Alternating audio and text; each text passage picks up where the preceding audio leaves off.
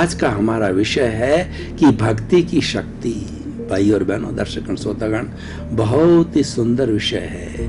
ऐसा कहा जाता है कि भगवान भक्तों के वश में होता है, भगवान को रिझाने वाला भक्त होता है, और वह भगवान को इस तरह से रिझा देता है कि उसको भगवान को उसके वश के अंदर होना पड़ता है। रावण को लीजिए, रावण को जो है उसके अहंकार की वजह से उसको जो है पराजित होना पड़ा, लेकिन वह जो वेदों का मर्मज्ञ था और उसने इतनी बड़ी तपस्या की कि शिव जी को स्वयं हाजिर होना पड़ा और उसे जो है वो बड़ा आशीर्वाद देना पड़ा उसको। ऐसे बहुत से उदाहरण हमारे भारतीय जो है ग्रंथों के अंदर आते हैं कि बड़े देव की जो है तेले की तपस्या करके उपासना कक्ष में बैठ करके आह्वान किया जाता बड़े बड़े देवों को, शुद्ध हृदय से, भक्ति भावना से वो तो देव उसके वश में हो जाते हैं और वेद कहते हैं कि मांगो, आपको क्या चाहिए, ऐसे वरदान मांगिए। ऐसे बहुत से उदाहरण आते हैं। इसका अर्थ क्या है? इसका अर्थ यह कि भक्ति में बहुत शक्ति है। हम गीता को उठाकर देखें तो भगवान कृष्ण ने जो है 18 दिन के अंदर जो कुरुक्षेत्र के अंदर महाभारत का युद्ध लड़ा गया, तो 18 दिन के अंदर गीता लिखी गई। उसके 3 अध्याय बने। पहले 6 अध्याय कर्म योग, दूसरा भक्ति योग, और तीसरा जो है ज्ञान योग, और चौथा उपसंहार रूप के अंदर ध्यान योग रहा है।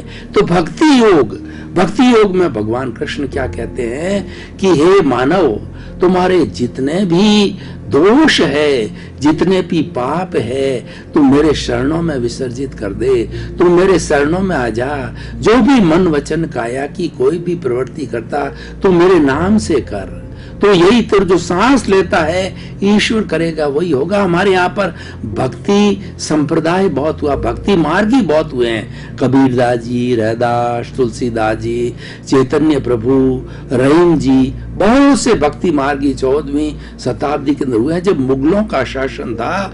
और उस वक्त मुगलों ने जो है भारत पर जो है बहुत बड़े अत्याचार किए, महिलाओं के साथ अत्याचार किए, भारतीयों पर अत्याचार करे। तो उनको जो है सांत्वना दिलाने के लिए ये भक्ति मार्गी सामने आए और उन्होंने भगवान ईश्वर प्राणिधान की बात कही, ईश्वर भक्ति की बात कही कि ईश्वर की भक्ति करो, हमारे सारे संकट मिट जाएंगे। और वास्तव के अंदर जो भक्ति मार्गी होते हैं, ईश्वर को समर्पित हो जाते हैं, वो तो यही कहते हैं जो कुछ भी मैं कर्म कर रहा हूं वो आपके चरणों में समर्पित है। मैं तो निष्काम कर्म कर रहा हूं, बिना कोई फल की इच्छा किए आपको समर्पित होकर के करता हूं। अगर एक बच्चा अपनी माँ को समर्पित हो जाती है तो माँ उसका पूरा ध्यान रखती है, और पिता को समर्पित हो जाता है और बच्चा होता भी है, क्योंकि बच्चा ना समझ होता है। तो माँ बाप जो है एक अम्ब्रेला की तरह काम करते हैं और उसका पूरा संरक्षण करते हैं। हमारी सृष्टि माँ को देखिए, सृष्टि माँ है 84 लाख जीवा योनि जो उत्पत्ति स्थान है, जहाँ पे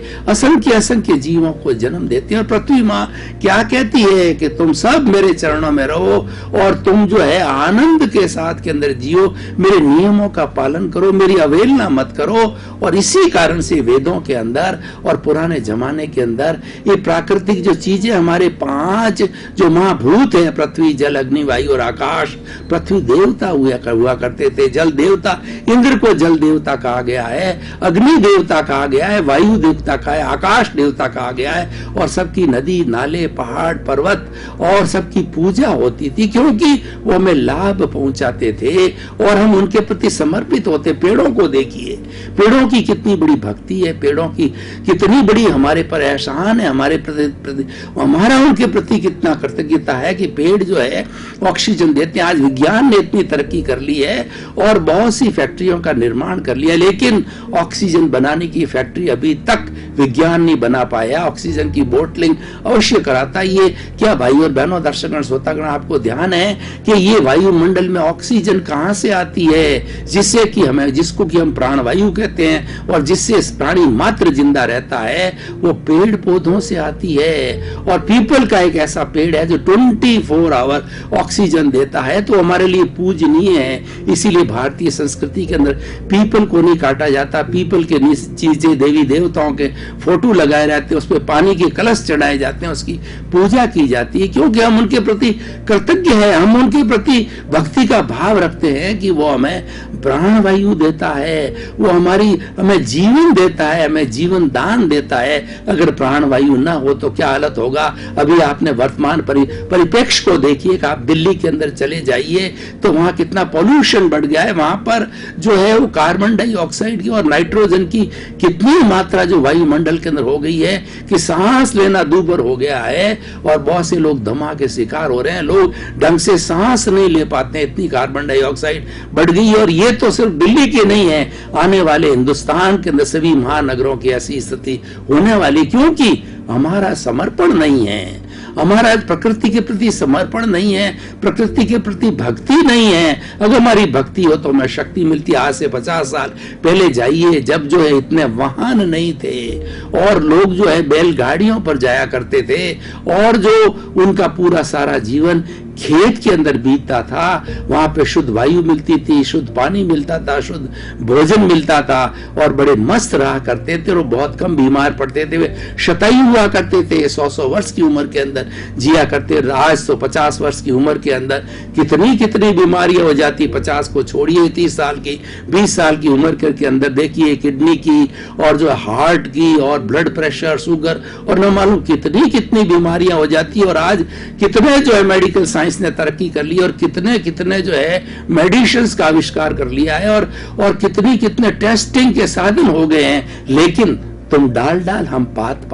जब हमारी जो है ये मेडिसिन और मेडिकल साइंस डाल चलती है तो बीमारियां कहती कि हम पात चल रहे हैं, तो बीमारियां बढ़ती जाती, विस्तार होता जाता। इसका कारण क्या है? इसका कारण क्या है कि हमने प्राकृतिक जीवन जीना बंद कर दिया है।